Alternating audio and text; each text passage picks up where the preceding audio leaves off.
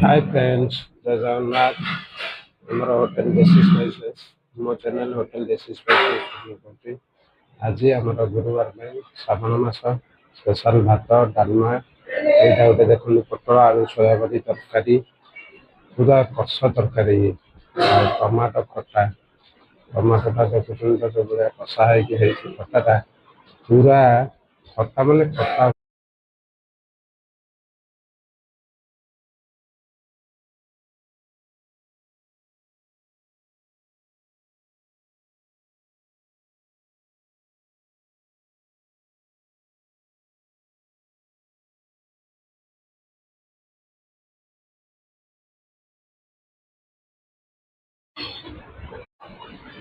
ଏଇଭଳିଆ ସବୁଦିନ ଆମର ଶ୍ରାବଣ ମାସ ପାଇଁ ଇଏ ଚାଲିଛି ସାଧା ଉପରେ ପୁରା।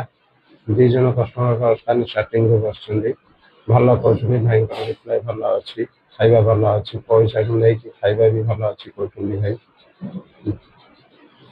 ଖାଇବା ଟେଷ୍ଟ ବି ଅଛି,